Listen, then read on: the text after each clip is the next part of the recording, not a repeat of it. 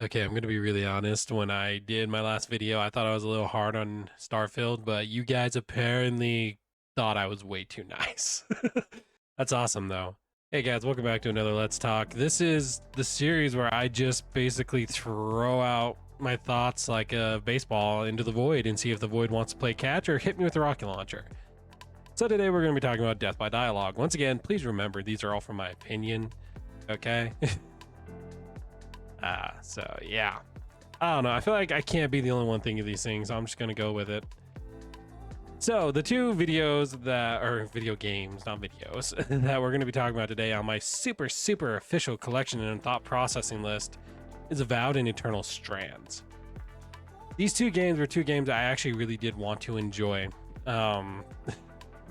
Eternal Strands, you don't even know I ever did it because I recorded it, decided nah, and never uploaded because it was just so rough. And maybe it could just be the beginning of the game, I don't know, but if the first 5 hours are rough, then why would I continue? And with Avowed, kind of the same concept. Like, if I have to sit there for 8 hours of just mind-numbing dialogue in order to get into a game, I'd rather just not get into the game. I'd rather play a game like Craftopia with zero dialogue. The only dialogue in Craftopia is a goddess says, hey, you blew up the world. I can't prove you did it, but just know you did it. And now you gotta go fix it. And that's it. Beautiful dialogue. I love it.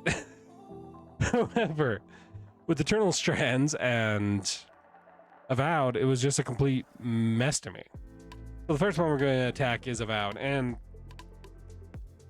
I really wanted to like this game. I actually did enjoy the combat, the magic. I didn't think it was too bad. Having to get a grimoire in order to cast certain combo spells or whatnot, it's cool. I like that concept. It's a fun concept.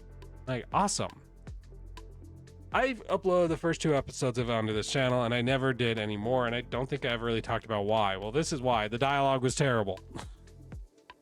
In my third recording that I've looked all over all my storage drives, everything, I don't have it anymore. It's gone. I deleted it. I recorded for 2.5 hours.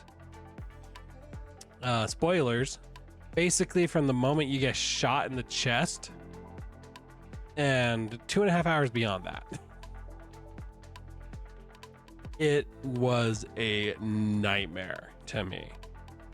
I couldn't stand it.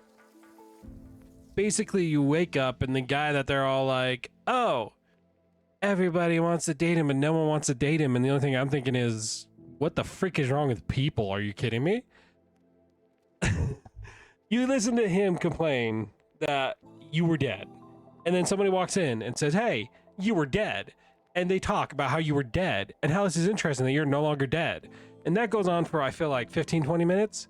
And then you stand up and walk through town to walk outside of town to kill 5 Zerups to go to some lady's house that the ghost in your head and her can have a freaking measuring contest to see who's bigger and better. And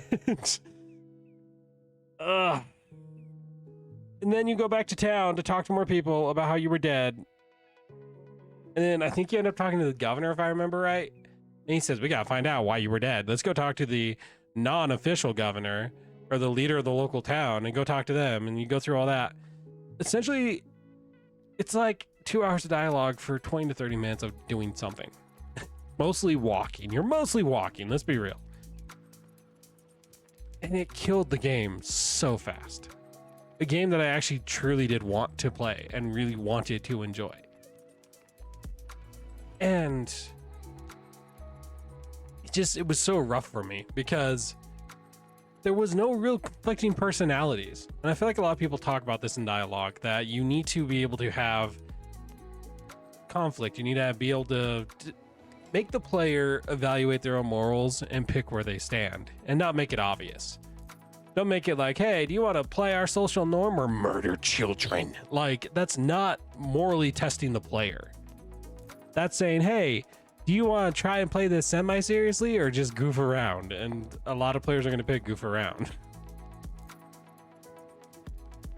So I don't know. It just, It was super annoying. I think the most conflict I saw in all the time I played the game on recording and off recording is I ran into the bandit boss of the town who's just standing in the middle of the town with guards walking by. No, wait, guards couldn't go in the area because two weaklings stood in front of an arch or something like that. And the biggest conflict in the entire thing was that the bandit boss, I think, was keeping essentially birth control from the brothel, and that was it. It's like, it's a sanitized, safe RPG experience. You're not going to run into anything that's terribly insane or crazy. And I'm not looking for like something super dark, okay? Like, just make me feel something. Like, for heaven's sake, Far Cry 4, making you choose between a religious traditionalist that's going to be just a zealot and force religion upon everyone, and installing a new drug kingpin in the area. That was a hard choice. This one's not. Like, nothing in this game felt hard. And it was almost like every character, listening to them talk and your responses and stuff was like a self-insert of like developers who were scared to put some kind of conflicting narrative together or to completely challenge anything that anyone thought. And then when I finally found the assassin who shot me, the dude folded and begged for mercy faster than a metal chair, which is just like, are you kidding me? Fight me. Say, how the hell are you alive? You should be dead. I'm gonna finish the job. You're a piece of garbage. We don't want the emperor and his ambassador on our island. Get the hell out of here. That's what I wanted to deal with. Instead it was, oh, sorry, my feelings aren't feeling today. Like, are you kidding me right now? I don't know. That was my experience playing Avowed. And that's why the third episode never went up, because I hated it. I hated it so much. Okay, that one's done. Eternal Strands, your turn. Eternal Strands is a game that, like, I really wanted to enjoy. It was probably the first game in a long time that gave, this is gonna sound so stupid and show how old I am.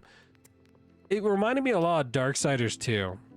And now that I say that, I think according to YouTube analytics, we're like, a lot of my viewers are my age, so we're good. I don't know why I'm worried about that. But Darksiders 2. And Eternal Strands has so many cool mechanics. The magic in it was freaking awesome. Getting to draw with ice and just absolutely, like, you could like hang from a cliffside and fire your bow and do all this cool stuff. It was so cool. The combat felt great. The open world exploration was pretty fun. Like, it felt kind of limited, but it was fun. And like I said, I have episodes of this recorded. I'm never going to upload.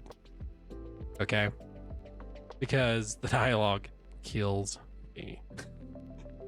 Once again, it's just so cookie cutter. Like, it's just a cookie little happy shape. No deformities. It doesn't make for good dialogue. And I think what really ticked me off is that their cutscenes were so well done. And the voice acting was pretty on point. Everything about the cutscenes was awesome. It got me hooked. It got me sucked in. I was ready. Who the hell was that standing behind my character? I want to know what's going on. We just broke into this place and we're trying to develop ourselves because on the outside we're being hunted. I was so ready. And then back to the PNG tuber dialogue, where the only way to really know who's talking is whose silhouette is lit up and whose name is over the dialogue. And in both games, this is like mandatory dialogue. You can't skip it. And it goes on and on and on and on and on. And it kills the game for me. It honestly does. I can't do it.